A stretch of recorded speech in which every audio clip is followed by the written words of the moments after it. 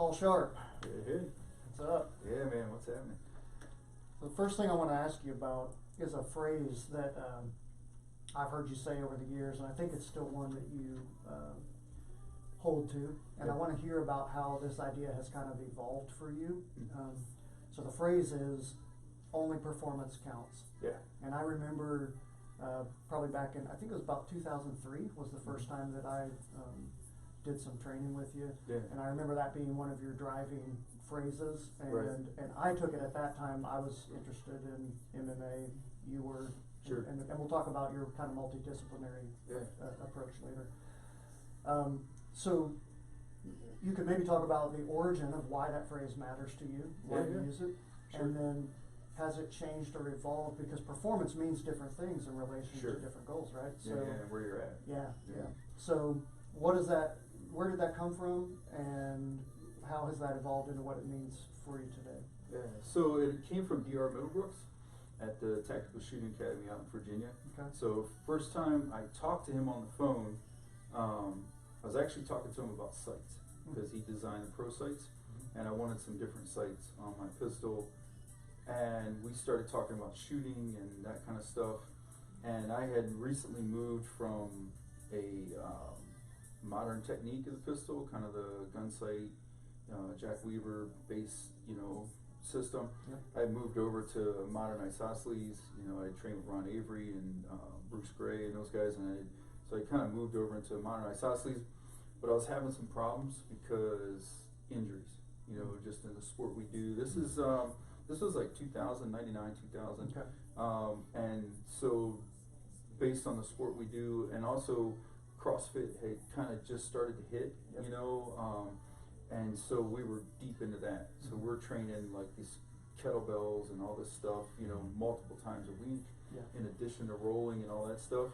And so my elbows were just trashed, my wrists, my joints were trashed. And then on top of that, I'm trying to shoot as much as possible because I wanted to try it for SWAT team, and the shooting bar was set really high for the team, and so I just was looking at basically crashing and burning because I was to the point where I couldn't grip the gun, and all the like you're hugging a big tree and crushing a walnut and all this stuff. That's just not going to happen. My joints were saying no, and it was getting worse by the minute. So I talked to DR. I called him about his sights originally, and then we started talking about shooting, and then I started telling him about the problems I was having, and he said, "Listen, I've been in the same boat due to Lyme disease and being a gunsmith, and he's an engineer working with fine parts and mechanical engineer and stuff." And he said, "Listen, I kind of know where you're at. Why don't you come out here, spend a week with me, and see what we can do for you?" And yeah, man, so I go out there, and I really didn't know who he was. At that point, the internet wasn't at all what it is now. Right. And so I went out there and just got blown away by his shooting ability, and not only that, but more importantly, the shooting ability of his students. Daniel Horner was there. He's just a little kid, and this kid's just smoking me. His wife's beating me up. I'm just getting crushed by everybody. I'm in the right place. Yeah. I'm like, all right, cool, man. I'm the weakest link. Let's get it. That's where you want to be, right?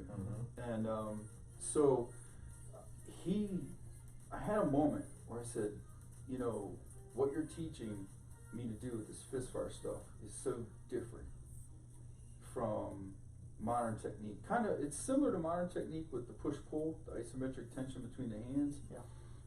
But the presentation of the pistol, learning to shoot without the sights first, right? Most people are like, you got to learn to shoot with the sights, then you'll be able to shoot without the sights. And DR is completely the opposite. He comes at it from build your index first through learning how to index and grip and index and then point the pistol, and then the sights are like your second witness. Like the sights come together and go, yes, and then you let it go.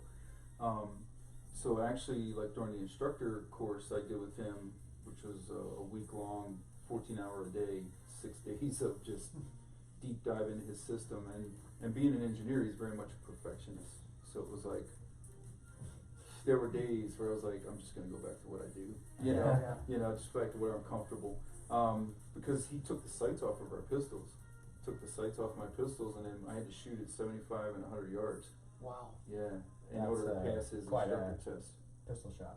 Yeah. With no sights. No sights to pass his pistol test, and there's a time limit. There's a time frame. Like, you can't just Sit there all sit day. there and reference the slide and all that good stuff. It's like you have to come out, and the shot is expected to break once you reach full extension. And so I was very much at this crux, you know, at this wall of, do I keep climbing or do I just chill where I'm at? Yeah. You know, and I said to him, you know, modern technique is, you know, I finally got over the modern technique, or not over it, but was able to release all that training and dive into modern isosceles, and now I'm faced with an impasse where, do I continue with modern isosceles, which I'm very comfortable with and I do okay with, but I'm having some issues, which is why I'm here, or do I abandon that and dive into what you're sharing with me, what you're showing me, which I can see is better based on your students and based on my own performance just in this short time. But it's just, I got so much invested in it, you know, and so he said to me, he goes, the bottom line is only performance counts. If your performance is better, why wouldn't you change? Yeah. If your performance is better, why wouldn't you step away from what's comfortable and what you know and chase performance? And I remember going, like It's every other area of my life. True, but it's hard. It It's is hard hard, to right? step into the unfamiliar when you're used to being, Yeah.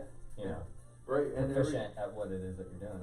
Yeah, and yeah. the way you're doing it. For sure, right? And every area of my life was kind of that way. Like, I had stepped away from different martial arts and things to pursue what was better, what performance was. Yep. So why wouldn't I do it here? And I never really had it put down into just those words, 3 words, right? Only performance counts. And that was kind of like his mantra, you know. And I watched him, you know, even in classes, I've watched him where he's very much, like, he's gone against the best in the world and won with street gear, you know, with, at that time, not very well put together pistols. You know, he was shooting like a Tanfolio Witness 9mm, the steel frame back in the day, you know, before the Tanfolios became what they are now, you know. And Is he the guy that got you into Berettas, or? I was already carrying, my brother got me into Berettas actually, yeah. And so, but he's shooting this Tanfolio that just, and I shot it. There's nothing to it. Like, it's not special at all. I mean, it's got his sights on it, and he did a reliability package on it, so to speak, because they break. At that time, they would break. But that was his point, was, I'm going to take a $300 gun, and I'm going to go against Jerry Michlik, I'm going to go against Barnhart, I'm going to go against Latham, I'm going to go against all these guys, and I'm going to win. And he wasn't athletic. He was older. You know, he's in his 50s, I think, at that time, and banged up from Lyme disease. So he's like, I can't run, but at steel shoots and things like that, where we can stand and deliver, where it's just purely technique, not athleticism, I'm going to get it. And he did. And so that was kind of his thing. So I watched him, even at that level, where he had beat guys running open guns with this behind the hip, you know, just a standard off-the-shelf gun and holster setup. I watched him at that level say, I think that might be a better way of doing it, when a student would do something, you know. And I remember specifically there was a discussion on the range one night, like 9 o'clock at night. Those discussions, you know, we're just out there running on a timer over and over and over again, this reload sequence, because his wife had found that breaking the grip, and as she broke the grip, she'd bring the pistol back in, rotate and hit with her support sight thumb, the mag release, and then all one movement come back up, and then hit the slide release, and then let it go. And so she never gave up her master grip, because her hands are small. And DR said, hey, I've never thought about, and she was teaching it to me as the way to do it. And DR's like, what are you doing? You know, like, what are you doing? And I go, well, I'm just doing what Barb showed me to do, you know? But that's not how I teach things. Yeah, I know, man, but I thought you said only performance counts. yeah, but I'm moving faster, and I'm moving faster, and I have more, you know, repeatable performance with this. Right. So we put it on a timer. Yeah. And measured it, and we put it on a timer, And then over the next couple of days, and then I remember, you know, like that moment where he just, it was almost like he had this internal dialogue that popped out, you know, where he just goes, well, performance is all that matters. Only performance counts. Nice. And the performance is there. And so that became, Did you start training that way? technique? Yeah, that was his thing after that. He was just like, you know, because it's faster on the follow-up because you never give up your master grip. Uh-huh. So, and the master grip is what determines the index of the pistol, right? Uh-huh. So, not giving up that master grip gives you the ability to, the sights are aligned because they never moved. So you just reposition your sport hand, drive back out and go back to work. And so your follow-up shot makes up for anything you might lose in here, the accuracy of that. Because where do we typically miss, right? After a reload, right? We drive those first 3 or 4 rounds, hit a reload, and then first round's somewhere, you know? And so just things like that, that really, man, that influenced me a lot. Because I'm like, this is a guy at the top of his field, and he just dropped a whole syllabus of reloads to adopt this. Right. Because only performance counts. And then that just became like a mantra for me after that. It really drove how I thought about things. Did the new technique help with your joint stuff, or did he do some other work with your joints? Yeah, because I stopped having to grip so hard, and I started focusing on pivot points and leverage points and things like that, where it's like, hey man, you know, this is how I manage the gun. Sure. You know, so that was really, that helped so much. And that's why I adopted it. You know, that's why I switched over too, because I had that moment of, what am I going to do? Right. You know, and then when he said that about only performance counts, you gotta go for performance. Are you shooting better? So to even to stick with the shooting thing for a bit, that using that metric is kind of a scientific way of looking at things, right? That if you're making progress towards things and you're measuring, there's so many arguments out there, and I know my first instructor really got into IDPA in the late 90s. Sure. And he has a lot of that mentality, and then I'm sure that some of the stuff that you know, I've never trained shooting with you, but a lot of the conversations that we've had about that kind of stuff, a lot of the arguments and stuff that you see online can be solved with that sort of approach. You know, you'll still see people saying things like, "Well, I prefer to carry in the small of my back," and it's like, your preference isn't, you know, that's preference is irrelevant, right? Yeah, preference doesn't Shouldn't your matter. preference be to perform? Well, even that, like, I prefer this holster even though it falls out of my belt every fourth draw. Like, why then? Why do you prefer it? I'm not understanding the justification here. Yeah, and that's the thing, even like that, like the Beretta, you know, my brother, so the Andrew happened Hurricane Andrew happened in '92, and I was in Florida at the time, and I had grown up in a shotgun hunting and competition world, and never really used a pistol for anything. I mean, if you think about it, it's like Tom Gibbons says, shoot something with a pistol, what happens? Not a whole lot. You know, it just keeps doing what it was doing right before you shot it, you know? So, and from a hunting perspective, I mean, that would be uncivilized to try to take game with a pistol. I mean, it's cruel, you know? So, you know, pistol never had a place in my world, and so, but after Andrew blew through literally my neighborhood, there was nothing left, and my brother, he was in the Navy at that time, he was assigned to a Marine unit, and he said, hey man, you're walking around down there with just a shotgun, you know? You know, how are you, you know, we gotta do something about that. So he brought me a Beretta in '92, and I think probably because he had a lot of time on it from the military, and I just stuck with it. But then, you know, back to kind of what we were talking about, only performance counts.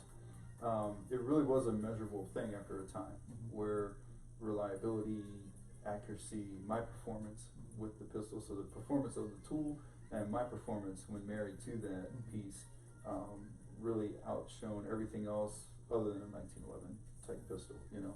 So unless I'm running like a 2011 or a 1911, for me, the metrics, right, don't lie. You know, I pick up the Beretta and I can run it. Any standard that I put in front of myself, I can match or beat my best performances with that pistol. So even though I would probably prefer at times to carry something else, you know, there are times where, you know, it's like the M&P, Wesson M&P, you know, I prefer that pistol. It's just comfy. It's got the 1911 grip angle. It's just comfortable. It's poly, so I can have like Ben at Foresight or DR. Somewhere I can have them, you know, yeah, put a little nitrous on it, you know, and all that stuff. Whereas I can't do that with a Beretta. Yeah. Sight options, you know, I can swap sights and do all kinds of stuff that I can't do with the Beretta. I can even put optics on one of the polyguns. Yeah. But at the end of the day, what do I shoot best? What are my best metrics? You know, and I think that's the thing that's hard for us sometimes to, you know, like I want to, even in that department, like I want to carry some cool guy gear. Yeah. You know, I want to carry something cool. I want to, you know, fix something up.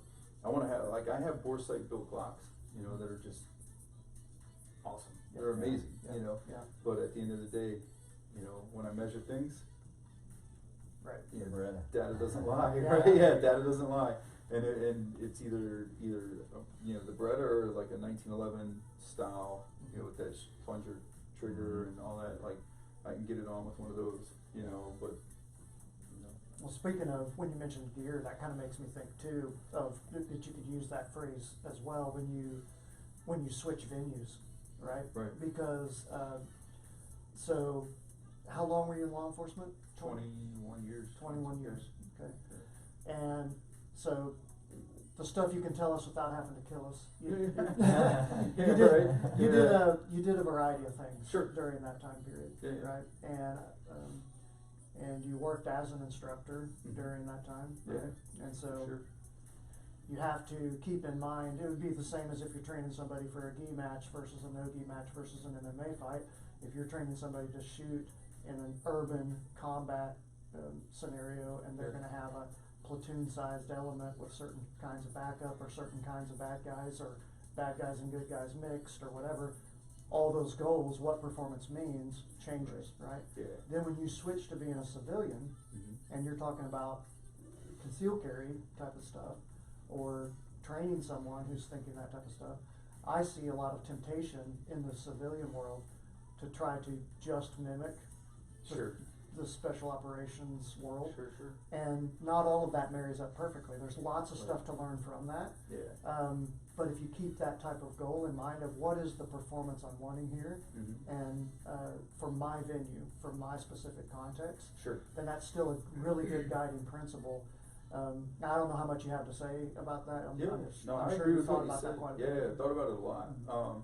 Especially when you start moving from where you're working. So if you're working, say it's you're off duty with your kids, that kind of thing. It's kind of, Adam Singer has like this quadrant for jiu-jitsu fighting, right? So you have your gi, no gi, MMA, NHB, whatever you want to call it, and then you have just straight out fighting, you know, self-defense. And so you have this quadrant, and so you want to check as many of the boxes as possible to be efficient with your training time. So just like, I can't train all four all the time, like the specifics, but if I can find something that almost like a Venn diagram that meets in the middle where I have enough overlap. And I think a lot of times, like you said, we get caught up in, especially when I was a SWAT guy, you get caught up in this you're SWAT or not type mentality, you know, and you forget that I'm not always going to have four other dudes on my element with me going like, this is our sector, we're taking this part of the house or this car, or like we have our assignment and there's 5 of us, you know, and we're working together, so there's 4 other dudes plus me. You have comms, you're used to working together. I can call for people. Every time I hit this button, more people are going to come, you know, and in the military world, you know, I've got air and armor and artillery, you know, and all kinds of resupply, and like as a private guy walking across the parking lot with my kids, those options aren't there. And you can't be thinking that way. You have to transition into your new venue. You can't throw a flashbang into your house when you come home. Exactly, just to make sure it's all clear. I've been doing before it wrong. Step in. Right. Got to use the styrofoam, you know, less damaging. But so one of the areas where a lot of carryover did happen was working undercover, because as an undercover, the last thing you want to do is get into a situation. The last thing I want to do is get into a confrontation. If I'm wearing a wire or anything like that, you know, I mean, not to get too far into that stuff, but if I don't, last thing I need is my shirt coming off or up or, you know, and that kind of stuff when I'm scrapping with dudes or, so I'm constantly thinking, you know, I constantly have this adaptive mindset where I'm thinking other ways out, other entrances, you know, other exits, different strategies, ways, things I could pick up, you know, if I needed to fight, and ways to just get the heck out of Dodge if I had to, and if I can't get out, you know, how do I talk my way out? Like, what do I need to say and do to get this person to comply, to get them to cooperate with me enough that I can just bring everything down, you know, a couple notches, and let's just chill, man. You know, none of us want this to happen. You know, none of us need this heat, so let's just bring it down. You know, and that's a talent too. And making them think it's their idea, right? Because you can't punk them. You know, I can't make them feel like I impose my will on them or I force them to do something. I got to make it so they thought it was their great idea. Was, you know, I'm gonna let you go for today, but we do have a day. Cool. You know, I'll make sure I don't see you. You know, or I'll see you first. You know, but that's the kind of thing. So, you know, like you said, there is kind of that carryover, and I see it in the law enforcement world too, where you kind of have that carryover where you have these guys that have phenomenal resumes. You know, you have these special operations dudes and I work for a legend, you know, out at the site. And Jim Carver's a legend in that world. But he'll be the first to tell you that you have to change how you think.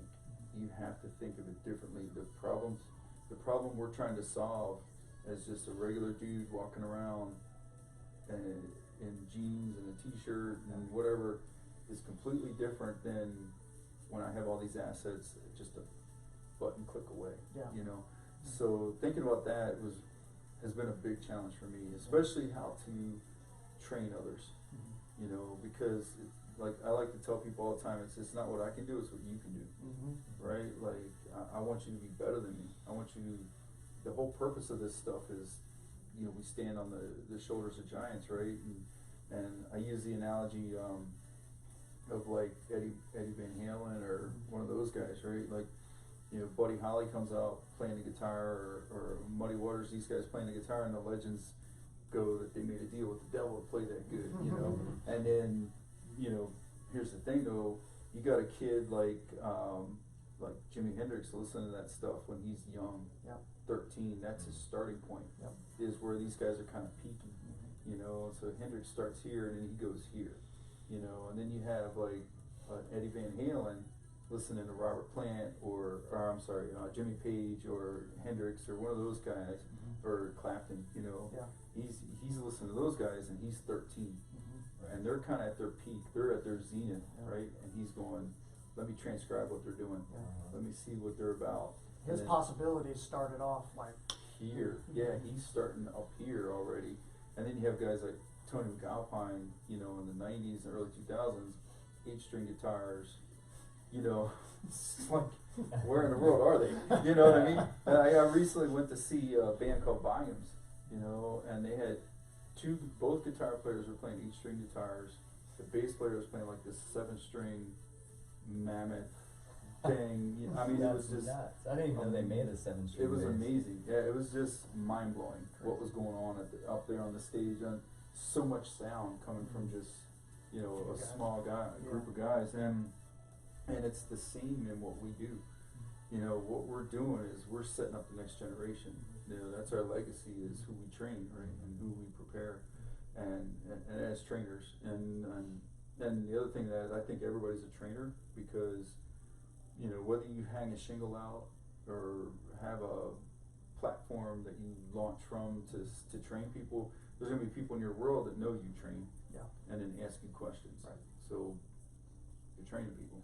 How good is the information that you're passing on? Got to give good info, right? And so I look at it as, I'm trying to make sure that people train with me and all those guys, that they are beyond me before it's over. Like, they should be past me. My goal always as a trainer in jiu-jitsu is always to make people who, from their first day in the gym to their 1-year point, they should be really good, maybe even close to tapping me out, like catching me and stuff. Like, they should be giving me a hard time within a year. Otherwise, are we really refining and advancing the art of teaching and coaching. Yeah.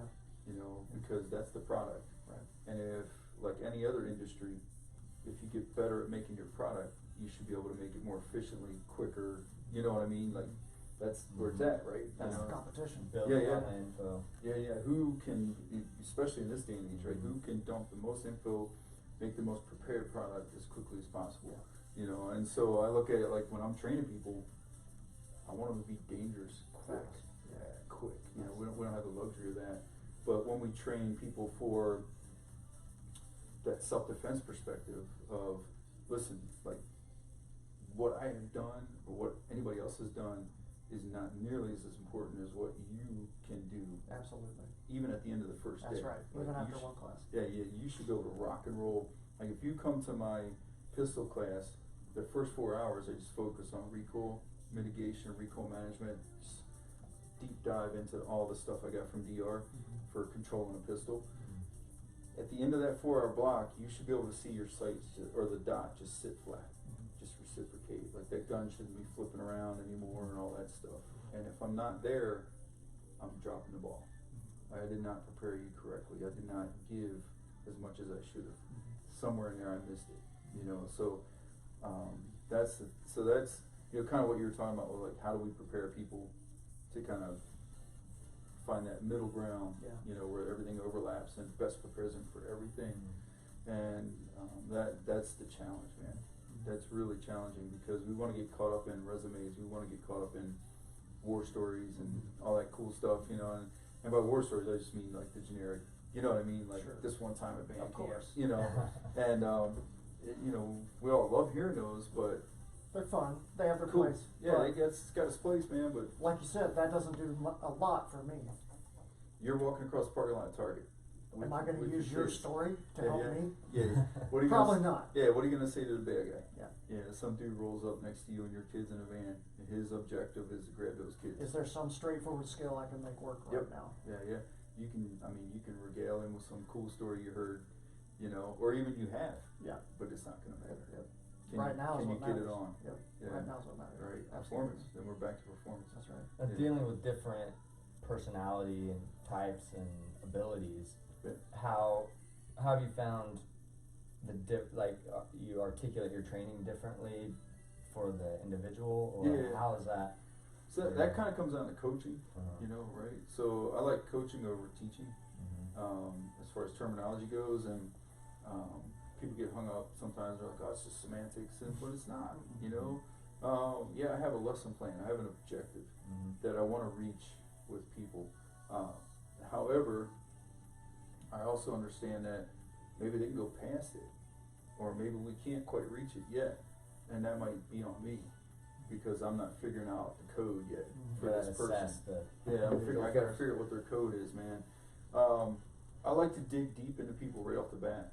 You know, when people come in to train with me, I just assume something has happened. Yeah. You know, I just assume. You know, people that have never had anything happen to them don't feel a need for any of this stuff. I agree. My first interview, informally, Mhm. is all about, and I think sometimes people are taken aback, because Yeah. I'll say, like, kind of what led you into doing this, maybe while somebody else is drilling or whatever. Yeah. And that's a longer conversation than they think. They think I'm making small talk, and it turns into a longer talk, Yeah. precisely because of what you're talking about. Like, if Yeah. I've got to drive your performance, if you came in here with some goals, we need to talk about that. Right. And we need to get clear on it. Yeah. And the information that you receive needs to be pertinent to that, Yeah. or you're not getting value. Yeah. And a lot of times you get into trauma.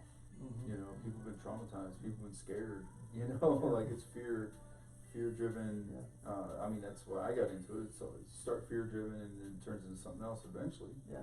But those first formative months and years of training, Mhm. it might be fear based for the most part, and that's okay, right? That's cool. Like we'll work with it. But I definitely want to see.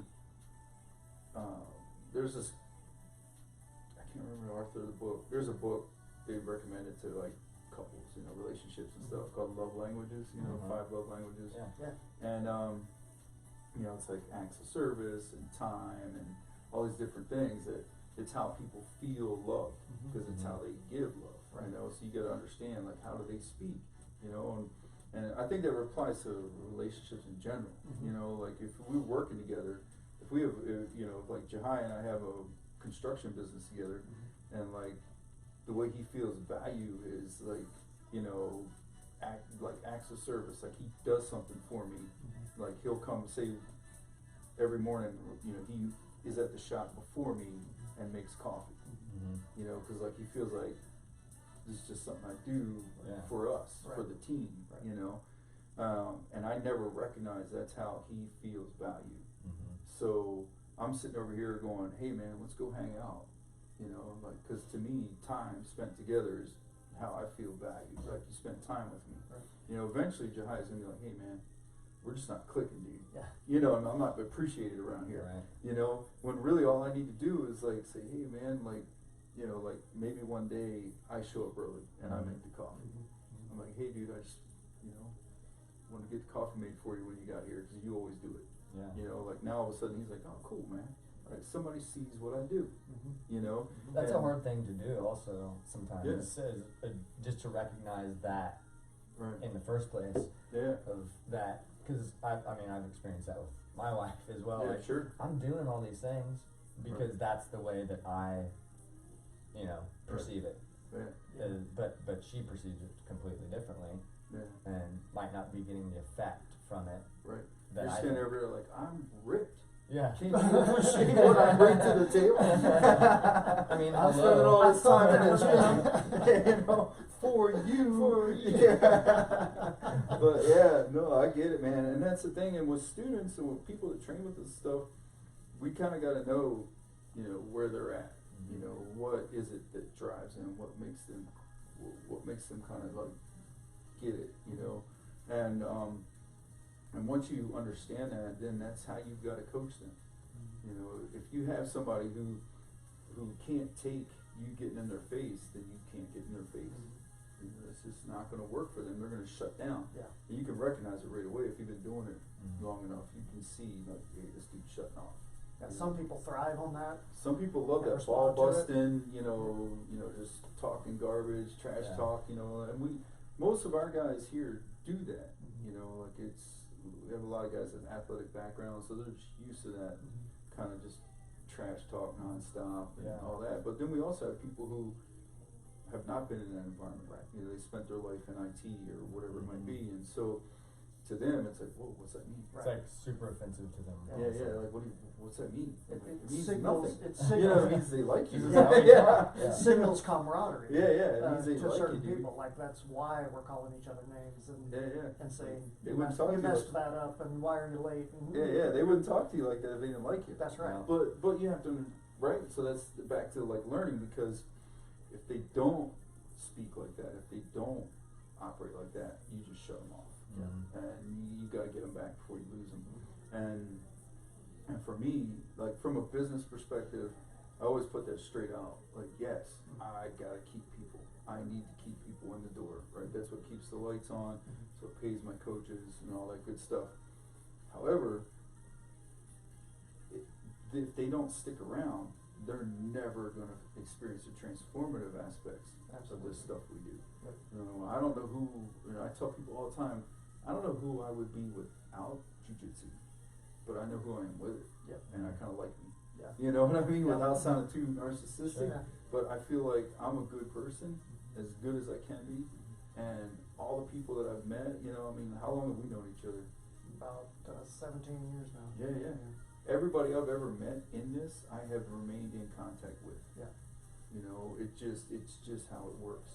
You know, you just form that connection with people, and it never goes away because of the nature of this thing.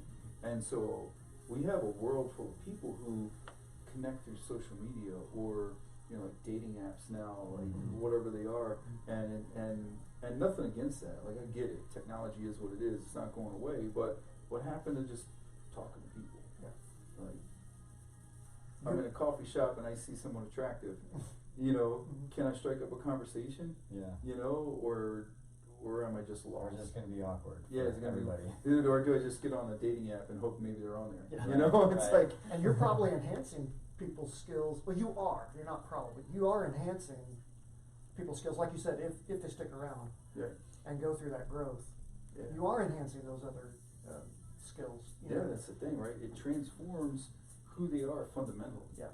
And they get that connection that they're just not getting anywhere else. You know, they unplug or they sit behind a computer or all their interaction is online.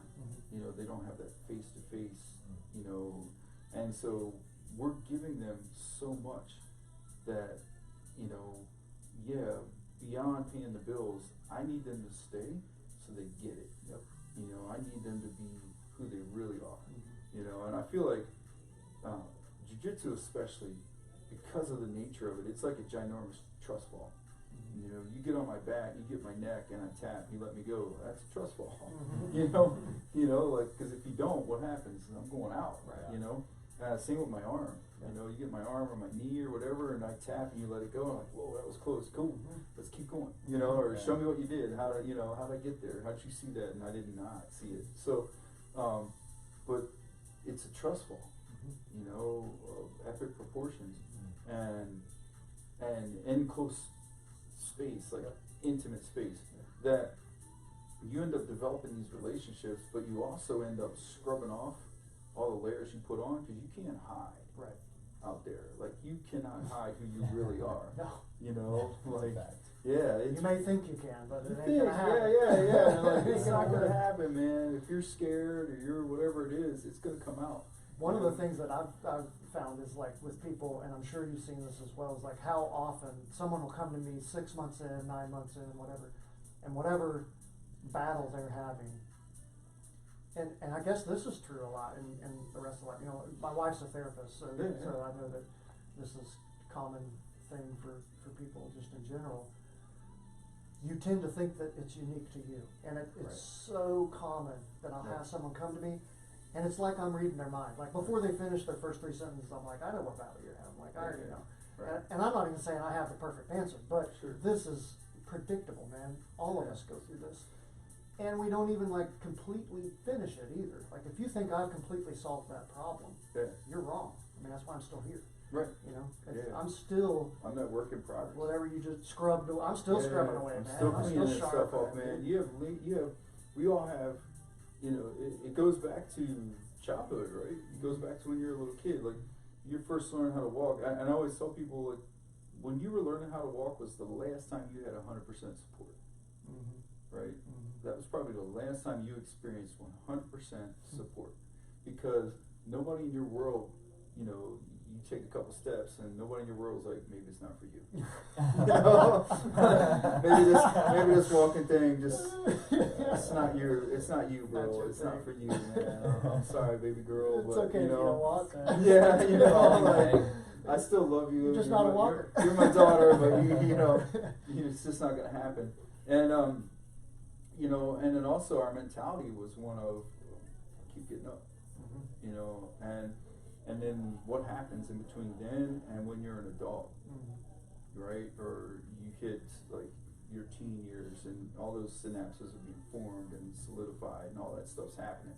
But what happens in there that takes you from this little savage that's like, I'm gonna walk, you know, like I don't even know why, but I'm gonna walk, you know, to this person who is, you know, I don't know if I should try for this job because, I mean, there's probably 100 other people trying for it, and where am I going to fall? And fear of failure is a huge part, right? And we turn into this fear-driven beast, you know, that is just as savage, but in the wrong direction. Right.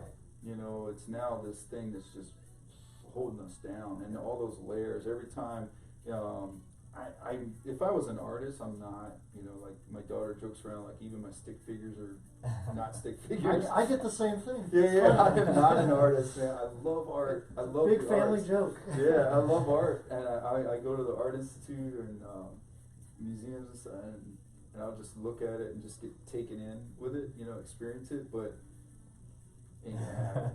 crayons are as far as I can go, and it's got to be a coloring book because I can't make my own. But that's the thing. But I look at it like, you know, if I was ever to be able to make a painting or a piece of art like that, a visual art, I would create something where it just shows like a progression from child to adult of layers, right? So it's not that the child grows, it's that layers are added until it's a full-size human.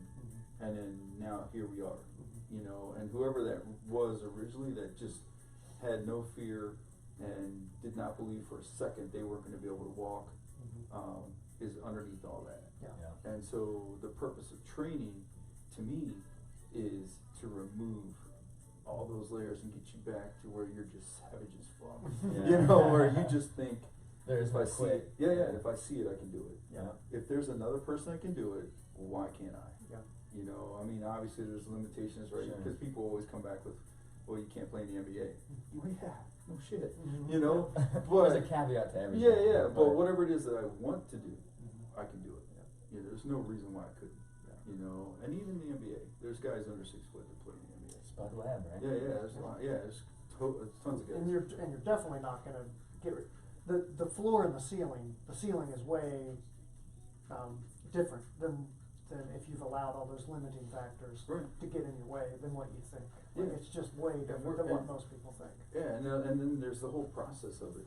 You know, the whole process of that journey to get there versus where you are now.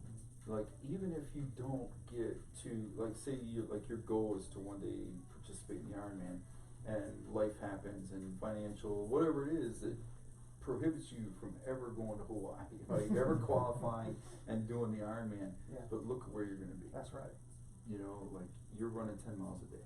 Yeah. You know, you're eating well, you're drinking water, you're doing all these things. Like, maybe you didn't make it, but yeah, you did. Yeah. You know, you did actually make it.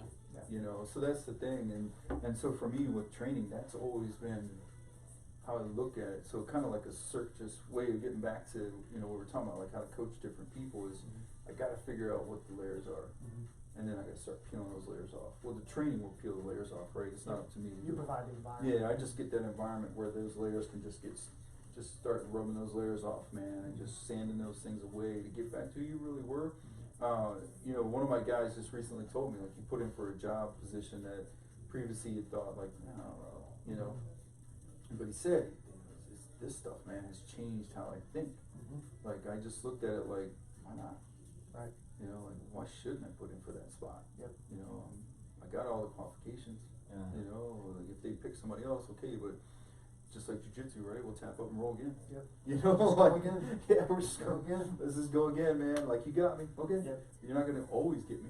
We were Yeah. talking on the drive up here, and I mean, I'm 43 right now, Yeah, and I wish, and it's not like learning this in a mental way, yeah, but just I wish that I was as okay with failing in my 20s as I am Yeah. right now, right. because I'd have just had such a better start. Like I thought that what I needed to be looking for was success, and what I needed to be looking for was mistakes. Yeah, You know. and growth. Yeah, Yeah. because that's where it's at, Right. you know. Yeah, Even just simple things like Eric and I have been talking in the last couple of years about these kinds of things related to, like, he helped me build a playhouse for my kids in the backyard, right? yeah, And I'm not super handy with building things Sure. and whatever, but guess how you get more handy?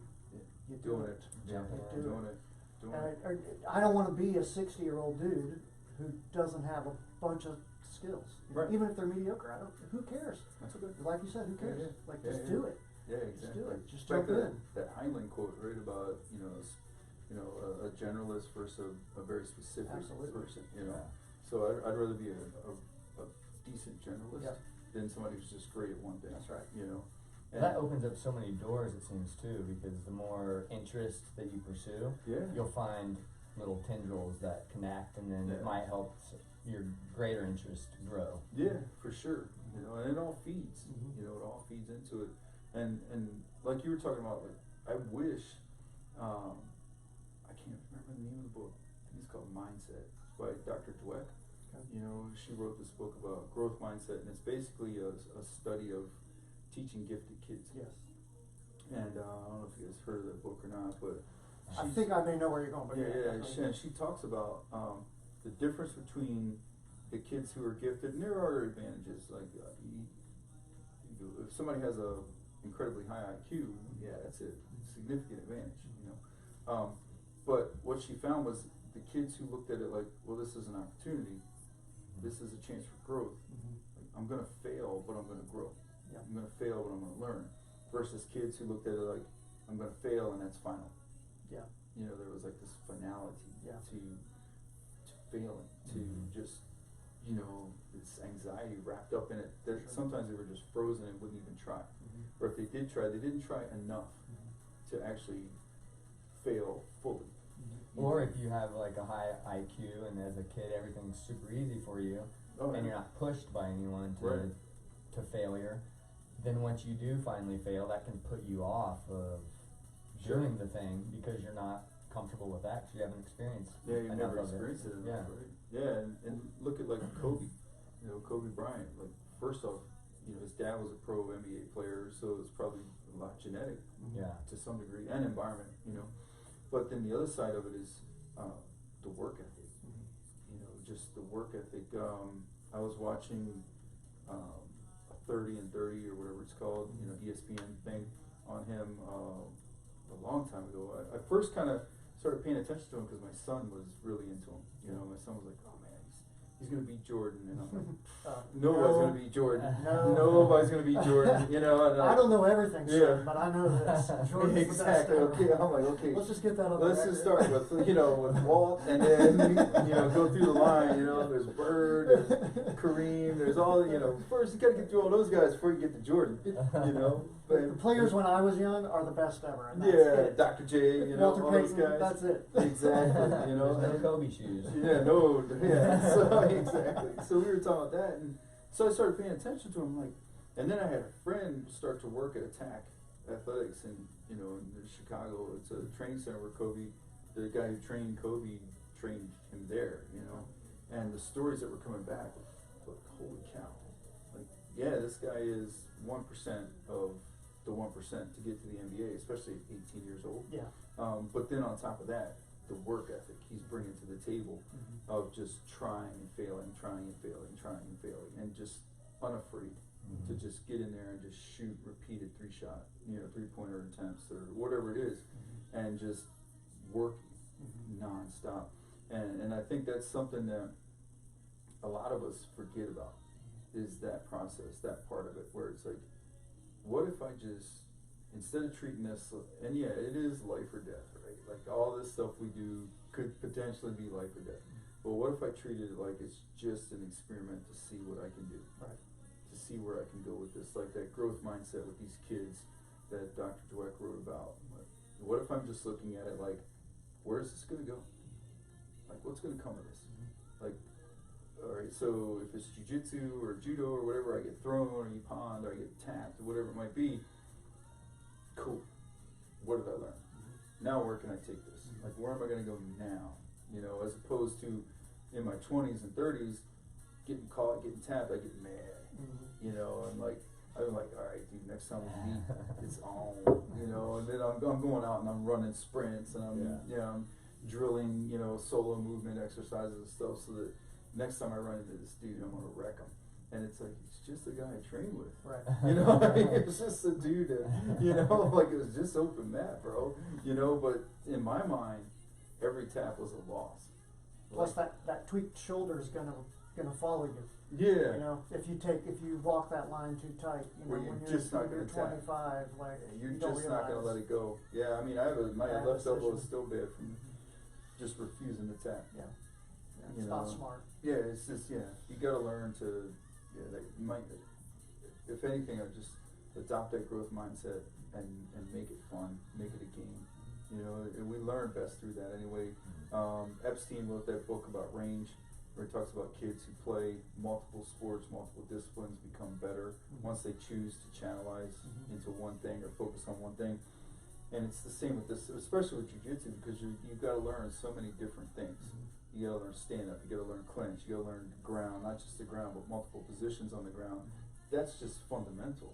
That's not even getting into the fun stuff. You know, that's just like, can you play guard bottom, can you play guard top? That alone is... That's just so you can play the game long enough that you are surviving. To survive, so you can right? pay attention and learn. Yeah, and then, okay, then you have mount and side control. Okay, well, alright, so I gotta know how to play mount and side control, but then I also have to know how to get out of there. you know. And so when we start looking at that, there's so much before we can even begin to say, like, I just want to be a no-gi guy. Yeah. Or I just want to be an MMA guy, or whatever it might be, you know. And so it's like, don't make it this drudgery. Make it like a plaything. Like make it like a game that I'm just here to see where I go today. Yeah. Like this is a puzzle that I have to solve, and I just want to see what the puzzle's going to look like when I put it all together. Yeah. You know, like, okay, let me find my corner pieces, you know, Yep. and then let me start putting the edges together, and then let me start filling in the middle, and then, oh man, I'm starting to see what my art's going to look like. Yeah. But if I'm hung up on just never losing, always going balls out, which I'm down with, like, emptying the tank. I'm down with giving it your all. Like, I love that feeling of sitting in the car going, oh my God. Right. To throw up. Right. Yeah, I don't know if I can drive home right now. Right. Maybe I'll just call an Uber. Yeah. You know, like I love that feeling of just you gave it your all. Yeah. Like you had a great session. But I also want to make sure that within that though was growth. Yep. Like within that I learned. You know, like I learned something else either about myself, about somebody else, or just about jiu-jitsu. That's right. Because, you know, it's kind of like that Carlson Gracie senior. So I had a chance to meet him, and after one of my matches, an MMA match, and talked briefly, you know, and he said to me, it was, well, just, you know, we have to always remember jiu-jitsu will win. Jiu-jitsu always wins. It doesn't matter if you win or he wins, but jiu-jitsu won. Yeah, when jiu-jitsu won, you know, so we always have to keep that in mind and keep that our goal to study jiu-jitsu. Yeah. Whether it's my win or his win, I still want to study how it happened and study the jiu-jitsu. And so that really influenced me a lot, hearing that. And I really started thinking about that. You know, it's like, yes, Marcelo won, but jiu-jitsu won. Right. So what jiu-jitsu did he do that won? You know, and Gordon Ryan, amazing, right? Probably one of the greatest of all time, you know, at no-gi. But it's jiu-jitsu. Right. So what kind of jiu-jitsu? What is he bringing to jiu-jitsu? What is jiu-jitsu in his expression, so to speak, that is so effective? Or Tannen or whomever it might be, you know, these different guys, JT Torres, you know, Ki and Nogi, like, it's jiu-jitsu winning. How's he doing it? Yeah, you know, like, it's him. Like, obviously, phenomenal athlete. Can't take anything from him. Right. But to study it, just, you know, kind of parse it all out and just look at what's happening with the jiu-jitsu that's winning. That's where it just gets fun for me. I agree. You know, that's where it's mind-blowing. You know, and it also makes it attainable for others. Right. You You can use that. Yeah. You And can't be Gordon Ryan, the person. Yeah, I you can't can be use him. jiu-jitsu. Yeah, but like he or Tom, they will be the first to tell you. Like if you read their or listen to their interviews or read the things that where they talk, they'll tell you like, hey, this is what I'm doing. Right. Like, they don't hold anything back. No. You know, because they're performance-based athletes. They're looking at if I bring you up, that forces me to go up. Right. You know, like the old bodybuilder Tom Platz back in the 80s, you know? Like I remember I read a quote from him that just really influenced me a lot, where he said, I welcome competition because the more competition that I face, the more of myself I'll see. Yeah. You know, and I was like, you know what I mean? Like he's like, it's going to bring it out of me because I'm going to have to rise to the occasion. And so, you know, those guys aren't holding anything back because they know it's just going to make them better. But when they break it down and explain it and talk about it, it's like, man, they're sharing with you what they're doing. It's attainable. It's, you know, even like that little simple thing from like shin, where you're shin to shin, you know, upright guard, and you know, Gordon Ryan was showing this thing where he brings his foot underneath and catches the other foot and then uses that to pivot around to the back. And I've been doing it, and I've been doing it with like, especially with kids. Like kids can do anything, you know, because they don't have that limitation. And it's just, it's like, yeah, it's jiu-jitsu. It works. Yeah, it's jiu-jitsu. It's good jiu-jitsu. And so let me focus on learning good jiu-jitsu and exploring and chasing good jiu-jitsu. Whether I win or lose or draw, I just want to see and experience good jiu-jitsu. Yeah. You know what I mean? Like mind-blowing, cool shit. You know what I mean? Like, you know, like how do you get on my back? I don't know, but it was cool. That's cool. Yeah, it was like a carnival ride, Right. you know? But yeah, so. So I want to shift gears into talking about mental toughness a little bit, if you. Sure. You know, so there's something that you. I can't remember if this was the phrase that you used when we were talking. So I'll tell you the story and see if it jogs your memory. But at least the phrase worked for me in that time in my life. And it's funny because it's kind of a surfing analogy, and I don't know how to surf, but it doesn't matter. Right. So as we talk through it, anyone who listens will be able to understand what was meant. So it was one of the times that I was coming up here to train with you, and you were doing the SWAT stuff at the time. Sure. And so, and you were also prepping for an MMA fight, and so was I, and so were a couple of your guys.